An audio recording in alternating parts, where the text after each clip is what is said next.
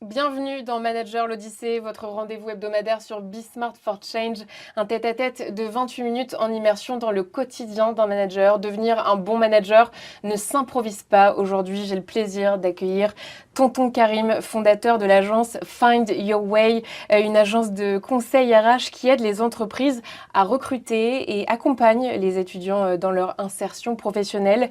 Karim a un parcours qui l'a mené du droit au recrutement avant de fonder sa propre structure, ce qui caractérise sa vision du management, une approche résolument humaine, moderne et décomplexée, il nous raconte. Be Smart. Bonjour Karim. Salut Alix. Bienvenue, merci d'avoir répondu présent. Merci beaucoup pour l'invitation. Karim, ou devrais-je dire Tonton Karim, d'où vient ce nom de scène? Ce nom de scène, il vient d'où? Quand j'ai toujours été très sociable, et quand j'étais plus jeune, mes potes me racontaient un peu leur vie, et c'était un peu le surnom, raconte-tout à Tonton Karim. Quand je suis arrivé du coup dans le monde des écoles, avec mes étudiants, très rapidement ce surnom en fait est revenu. Les étudiants ont commencé à m'appeler Tonton Karim, et au final les clients aussi. Parce que Tonton Karim, c'est avant tout une oreille. Avant tout une oreille. Votre livre devient un aimant à recruteurs sur LinkedIn, publié aux éditions Erol, met l'accent sur l'utilisation des nouvelles technologies dans le recrutement. Yes. Oui, parce qu'il faut préciser que vous êtes une véritable star sur LinkedIn, un virtuose, avec près de 93 000 personnes qui vous suivent. Yes. Comment cette aventure a commencé ? C'est assez intéressant de prendre un peu de hauteur là sur l'histoire, parce que moi quand j'ai commencé à écrire sur LinkedIn, en vrai ça marchait pas. C'était quand? C'était en 2017, 2018 par là, donc ça commence à remonter déjà. Donc c'était pas un outil qu'on utilisait comme aujourd'hui en tout cas. Pas autant, pas en mode créateur de contenu autant. Et en fait au moment où moi je démarre, j'écris de manière hyper institutionnelle on va dire. Et en vrai, ça marche pas. Avec quelle ambition à l'époque? À l'époque, juste communiquer en donnant pareil des conseils, etc. Mais je vois que la sauce ne prend pas, parce que je pense que ce qui a vraiment fait la différence, c'est quand j'ai commencé à écrire comme je parle. Et je pense que les gens avaient besoin de ça. C'était assez nouveau à l'époque sur LinkedIn. Et c'est là où ça a commencé vraiment à marcher. Et qu'en pensent les salariés de Find Your Way aujourd'hui, de votre visibilité sur LinkedIn? Alors déjà, tout le monde n'est pas fait pour créer du contenu et tout le monde n'est pas fait pour être visible. Déjà, vous êtes combien chez Find Your Alors, Way? dans l'équipe, là, on est aujourd'hui une petite dizaine, toute petite dizaine, avec des métiers très créa, un peu de chef de projet, donc qui m'entourent. Donc, tout ça, je disais, du coup, tout le monde n'est pas fait pour les réseaux sociaux, tout le monde n'est pas fait là-dessus. Je suis quasiment le seul à prendre beaucoup la parole dans l'équipe, mais ouais, non, c'est cool. Et eux, ils en pensent quoi? Ce qu'ils en pensent, c'est que c'est évidemment beaucoup de rigueur. En vrai, c'est beaucoup de travail. On a l'impression ils sont plutôt admiratifs. Bien sûr, ouais, non. C'est sûr, parce que c'est beaucoup de boulot. Eux se rendent compte évidemment des coulisses, donc de la quantité de travail qu'il faut, de la régularité. En vrai, ça a l'air d'être facile et simple comme ça, mais ça ne l'est pas. Parce que ça prend combien de temps au quotidien d'animer ça prend beaucoup de temps. LinkedIn, ça prend beaucoup de temps. Beaucoup de temps. En fait, il faut déjà avoir les idées. Ensuite, il faut préparer ses posts. Il faut beaucoup de régularité, donc ça nécessite d'avoir quand même un certain volume. Et surtout, il faut varier les formats. Et pour varier les formats, il faut du temps. Donc, et c'est une vraie plus-value aujourd'hui pour votre business? Aujourd'hui, je dirais qu'il y a peut-être, je dirais 80% de mon business qui est entrant via LinkedIn. Donc, plus je communique sur les actions que je mène, plus évidemment, j'ai du business qui rentre. Pour le reste, c'est du réseau. Moi, je ne prospecte plus du tout aujourd'hui, donc je n'ai que de l'entrant. Et il y a une très grosse partie qui vient de LinkedIn. Ouais. Et quel rôle est-ce que les réseaux sociaux jouent dans votre façon de manager aujourd'hui? Est-ce que ça a un impact direct ou indirect? Je dis, pas forcément dans mon management, mais moi je dirais que ça a un rôle énorme aujourd'hui sur mes recrutements. Donc quelque part c'est quand même lié. Oui, parce que plus on communique sur les réseaux, plus du coup on laisse transparaître aussi sa manière d'être, sa culture, sa vision. C'est-à-dire que ça fait un espèce de filtre en amont? Oui. Exactement, naturel. C'est exactement ça. Du coup, les gens qui vont se sentir un peu en adéquation avec ceux avec quoi tu communiques, du coup, forcément, ils vont être plus enclins à le faire. Et du coup, tu vas attirer vraiment les personnes qui sont en lien avec ta vision et ta culture. Et alors, comment, rapidement, bien sûr, parce que vous avez écrit un livre à cet effet, donc on ne va pas rentrer dans les moindres détails, mais est-ce que malgré tout, vous auriez, 3 conseils à donner pour bien utiliser LinkedIn pour tous les managers ou managers en devenir qui nous regardent? Ouais, moi je dirais que déjà le premier point serait déjà de se poser pour réfléchir à ce dont on a envie de communiquer, avant de se lancer comme ça tout de suite déjà se poser et voir de quoi on a envie de parler. Premier point. Deuxième point, c'est d'oser, tester. Tester des formats même qui sont simples, hein, juste des posts écrits, ça peut suffire. Et mon troisième post, ce serait de vraiment retenir que même quand on n'a pas beaucoup de visibilité au Ouais, démarrage, ouais. c'est normal de perdre de visibilité. Et Faut souvent, le on a faire. honte, on se dit «Oh, mon post, il a fait 3 likes, donc Ouais. c'est la honte et tout». En Faut réalité, pas se décourager. non. Et puis l'algo de LinkedIn, en vrai, finit par cacher le post. Donc en fait, il est plus vraiment visible.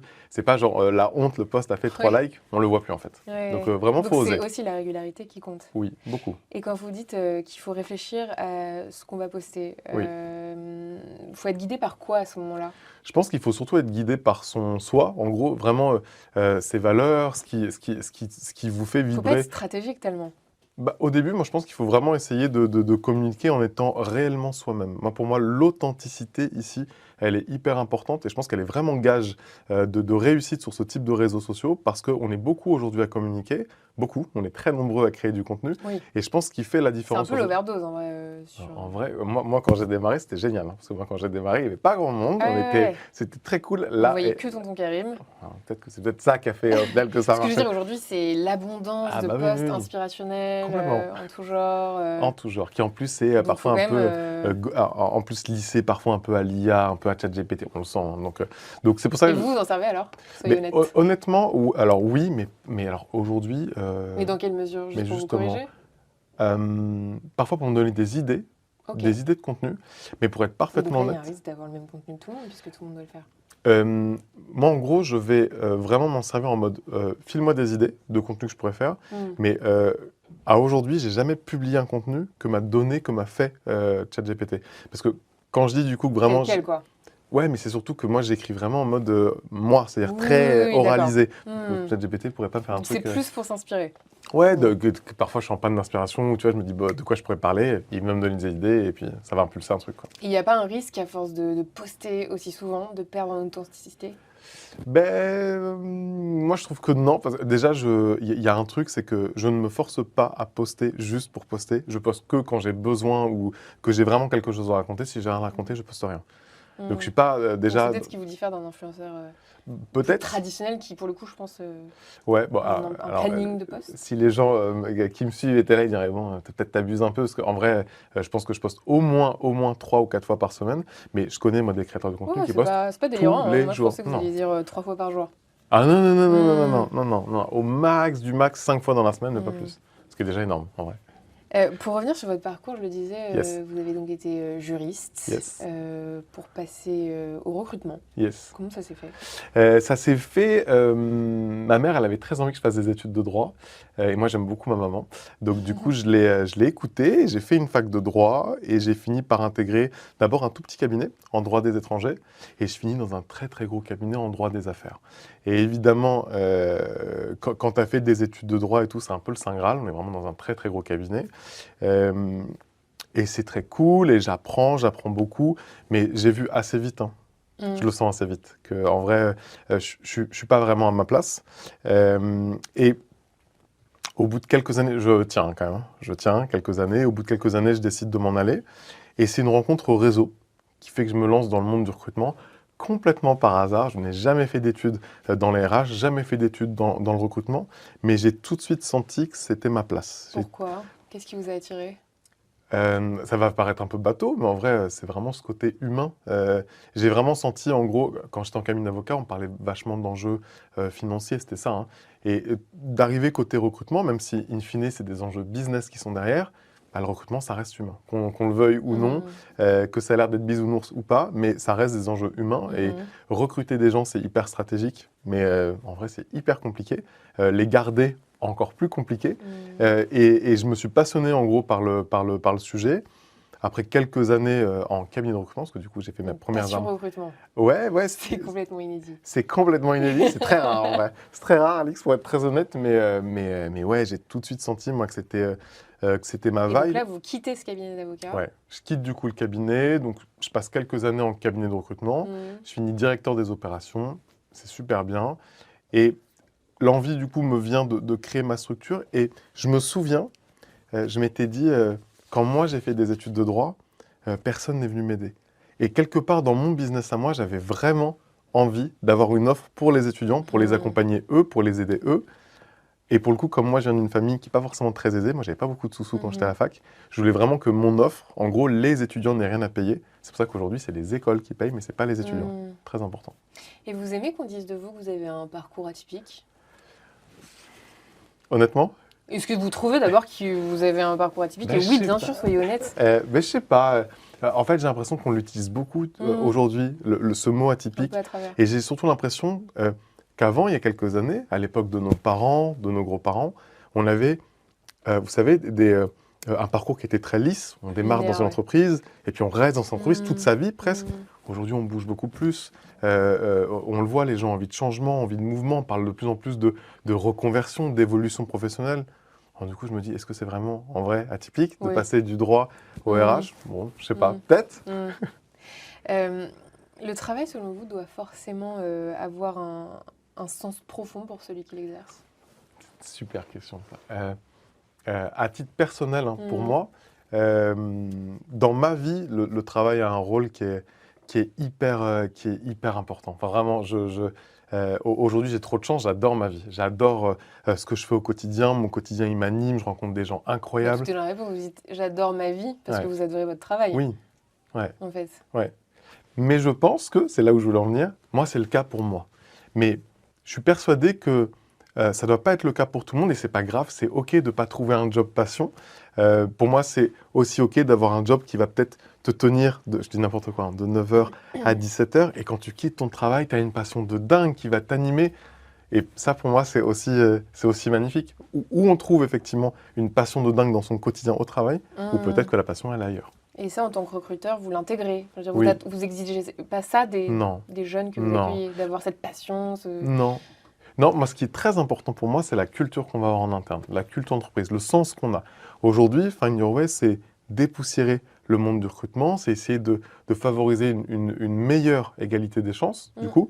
C'est aussi permettre aux entreprises d'être plus visibles et de manière un peu plus moderne, un peu plus fraîche. Donc, je veux que tous les gens qui travaillent pour Find Your Way aient aussi cette vision-là. Après, pour le reste, qu'ils soient passionnés ou non, en vrai, c'est pas pour ça que je les recrute.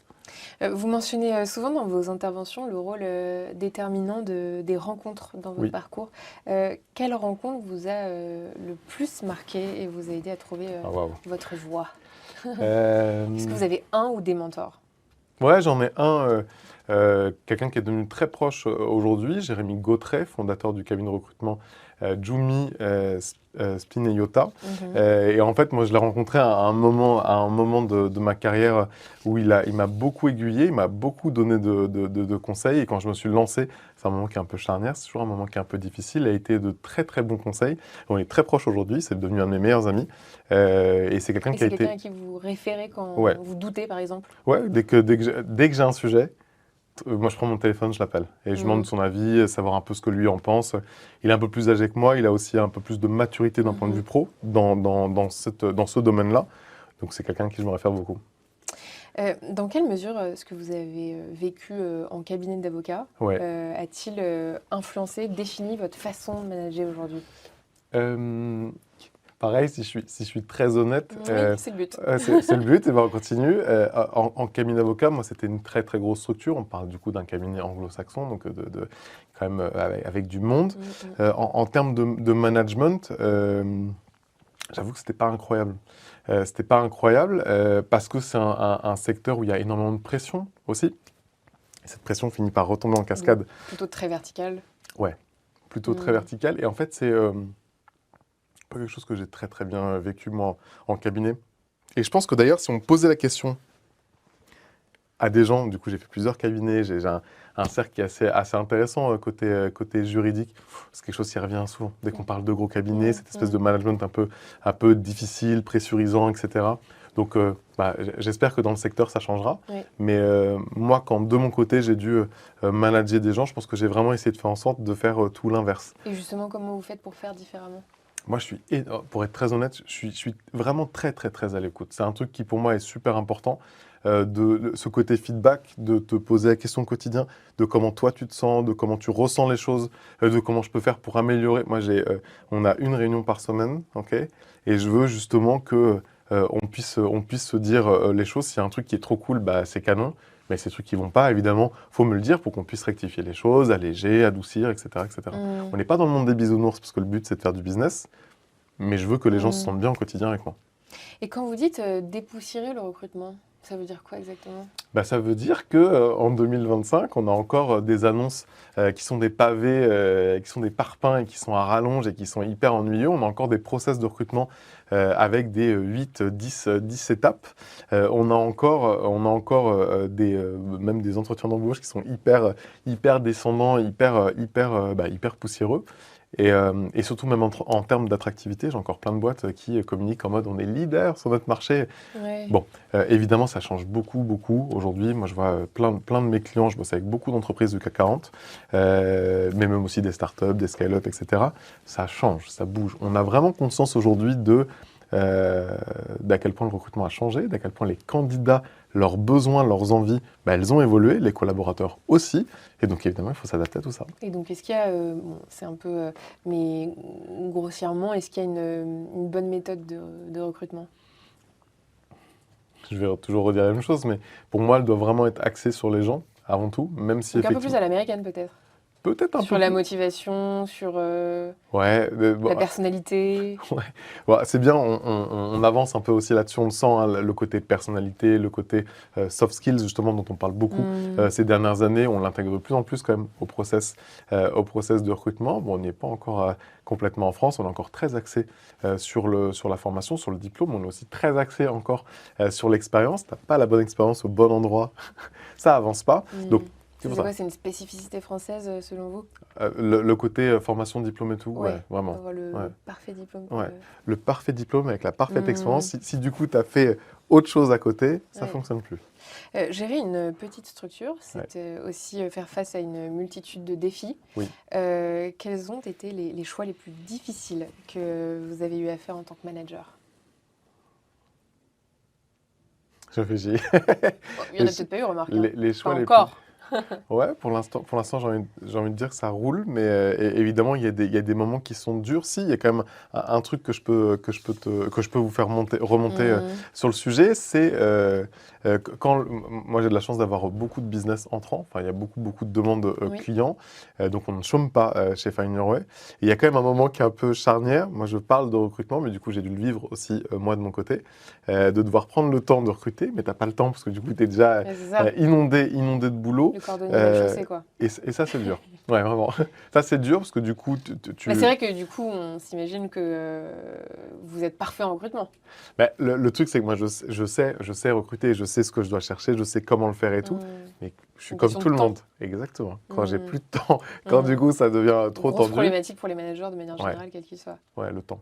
Et malgré tout, comment est-ce que vous trouvez l'équilibre entre une forme de flexibilité et des décisions parfois difficiles ou une forme de fermeté aussi nécessaire? Bon, je pense qu'il faut. Moi, je suis très, très. Comment dire? Avec mes équipes, j'ai ce côté effectivement très authentique.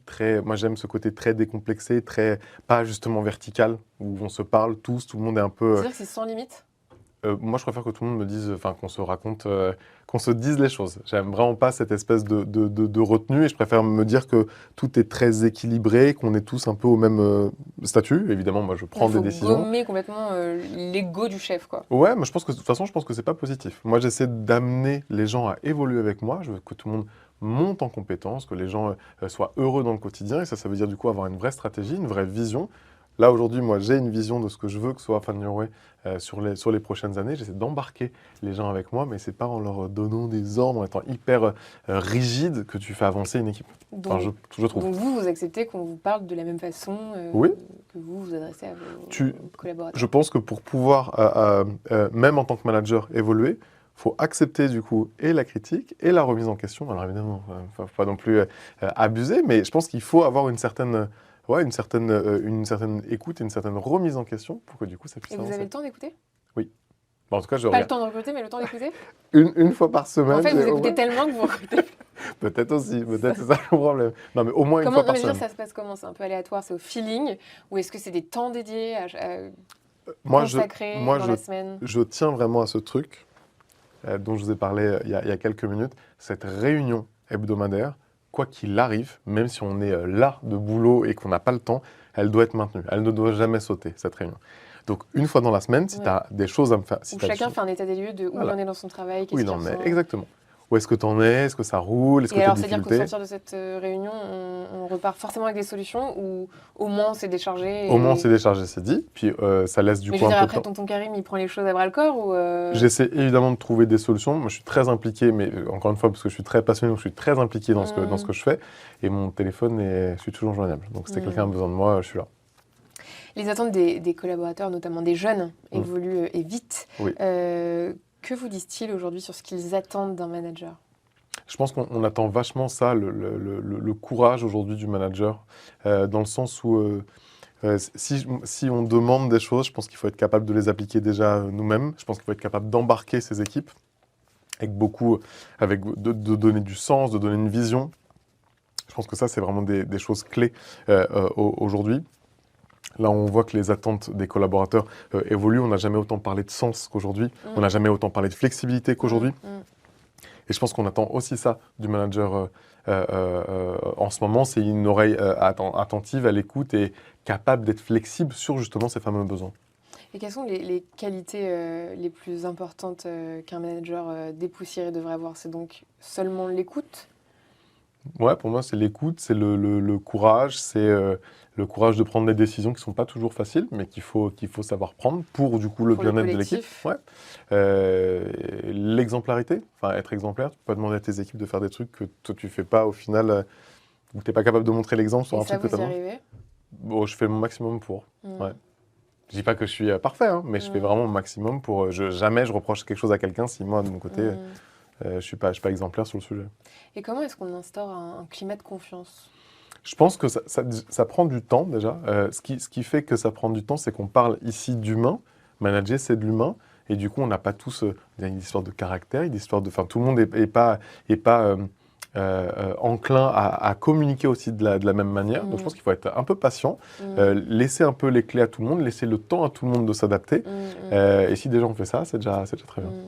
Et est-ce que vous avez une anecdote ou une écoute attentive vous a permis, par exemple, de débloquer une situation complexe ou même d'éviter un échec peut-être où vraiment vous vous êtes dit, décidément, le fait de prendre le temps d'écouter, c'est la clé de tout, quoi. L'anecdote, elle est c'est pas une anecdote, c'est quelque chose de plus général, mais juste avant, du coup, quand j'étais en cabinet de recrutement, et donc je manageais du coup les équipes, c'était exactement ce qu'on disait de moi, c'est-à-dire que je prenais le temps d'appeler chaque personne de l'équipe pour savoir comment tout le monde se sentait en dehors des points. Évidemment, on faisait des points pour avancer, mais je voulais surtout savoir comment eux se sentaient. Et j'étais vraiment reconnu dans la boîte pour ça, pour prendre le temps, essayer de voir avec eux ce qui allait pas. Et évidemment, quand tu prends le temps chaque semaine d'échanger, de discuter avec eux, du coup, tu t'anticipes vachement des énormes problèmes qu'il pourrait y avoir, tu les résous beaucoup plus vite. Et évidemment, c'est mieux pour le quotidien. Enfin, et parce que vous, en tant qu'ancien salarié, vous avez pu souffrir du manque d'écoute? Ah clairement, ouais. Et clairement. Ça crée quoi? Ça crée de la frustration, ça crée une fatigue mentale, émotionnelle. Enfin, on a vraiment une charge que je trouve hyper dure. Il y a des choses, je trouve, quand tu es salarié au quotidien, tu as un certain nombre de choses à gérer. Et en vrai, il y a des choses que le manager doit prendre pour lui. Et quand il n'y a aucune communication entre les deux, du coup, tu as des trucs qui te chargent sur toi que tu devrais peut-être pas avoir. Et aujourd'hui, vous prenez du plaisir à manager? Ouais, je trouve ça hyper cool. Ouais, je trouve ça hyper cool. J'ai vraiment pas envie, là, si vous me posez la question, j'ai vraiment pas envie de manager une équipe de 50 personnes. Mais là, comme ça, en mode cocon. Pourquoi? Parce que justement, il n'y aura plus cette possibilité de prendre le temps d'écouter tout le monde. Ouais, je pense aussi déjà. Ouais.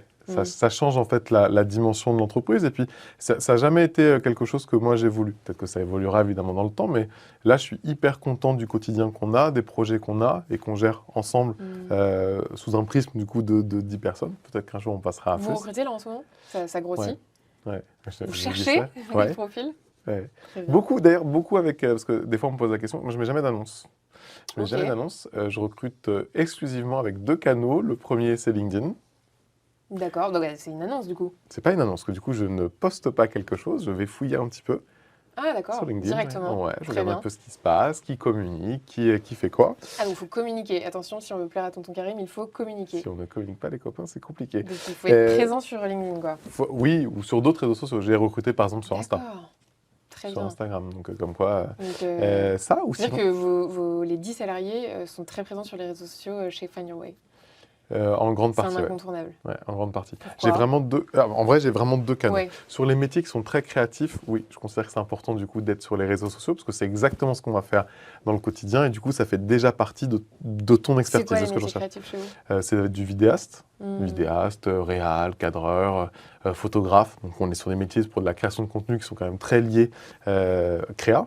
Ouais, mais pourquoi c'est un incontournable d'être présent sur les réseaux? C'est pas un incontournable, on va dire que c'est comme ça que moi je les ai trouvés. C'est un canal d'acquisition C'est une assez forme de simple pour moi. validation qui vous rassure quoi. Oui, puis c'est facile du coup de les trouver, en vrai. D'accord. Très facile du coup de les trouver. Un petit saut sur Insta ou sur TikTok Ok. et pouf.